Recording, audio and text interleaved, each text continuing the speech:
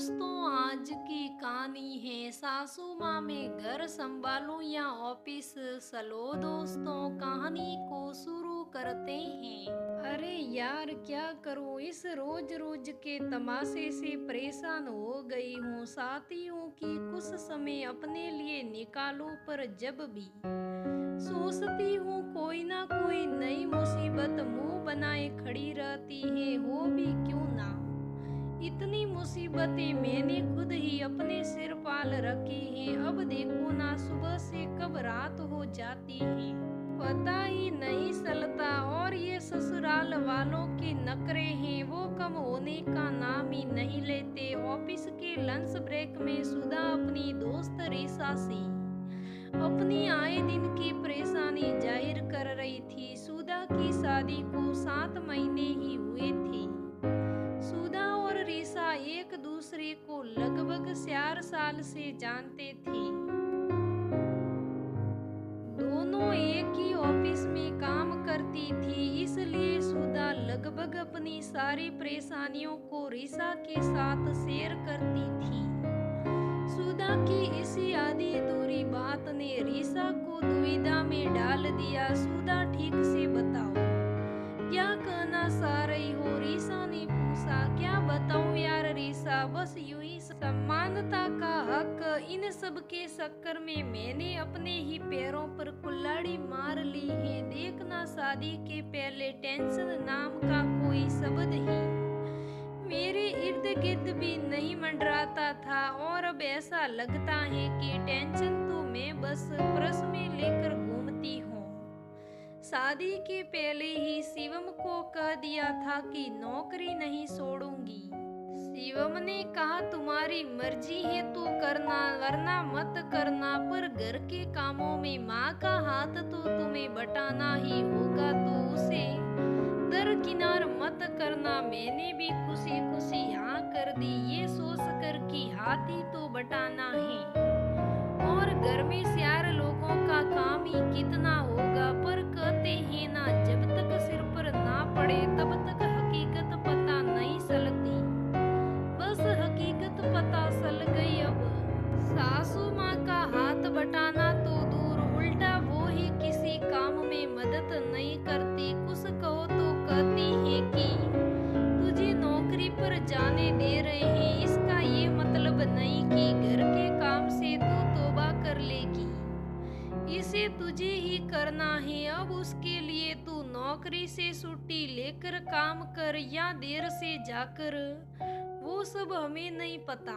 शिवम से बात करने पर भी कोई फायदा नहीं हुआ। उल्टा शिवम मुझे ही समझाने लगे कि घर के छोटे मोटे काम तो होते हैं, कर लिया करो। वैसे भी झाड़ू पोछे के लिए तो काम वाले ही हैं। शिवम से बहस भी हो गई कि घर के काम छोटे मोटे नहीं होते, इन्हें करने में भी घंटों लग जाते हैं।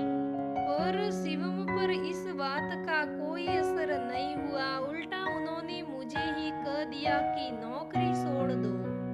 अगर दिक्कत हो रही है तो अब तू ही बता कि क्या करूं मैं। इतना पढ़ लिख कर सिर्फ इसीलिए नौकरी छोड़ दूं क्योंकि घर के काम में मदद करने वाला कोई नहीं है। रीसा ने सुधा की बातें शांति से सुनी।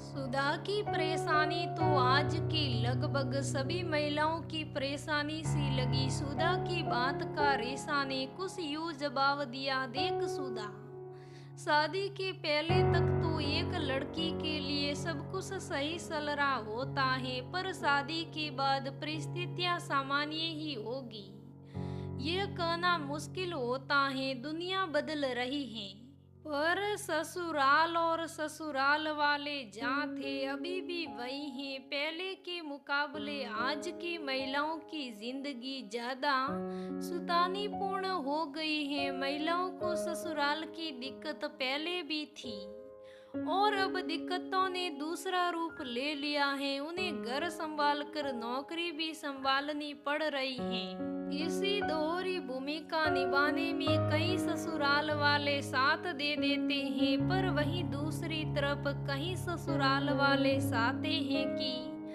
बहू की कमाई के पैसे भी आए और साथ में बहू घर के सारे काम भी निपटाए और साथ ही छुट्टी वाले दिन मेहमानों की आओ भगत के लिए 24 घंटे तत्पर रहे।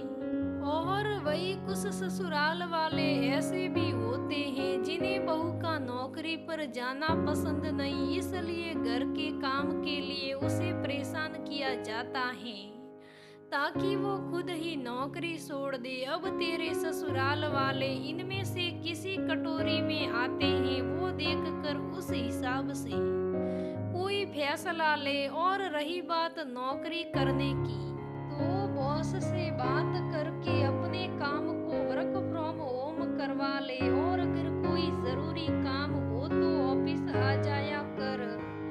जब तक घर का माहौल ठीक ना हो तब तक घर से ही काम पूरा किया कर। और शुक्र मना कि तुझे वर्क फ्रॉम होम का ऑप्शन मिल भी जाएगा, क्योंकि तुझे कंप्यूटर का काम आता है। कई महिलाएं ऐसी भी हैं जिन्हें घर से काम करने का ऑप्शन नहीं होता, वो तो बस ससुराल और ऑफिस की सक्की में हर रोज पीसी जा रही है।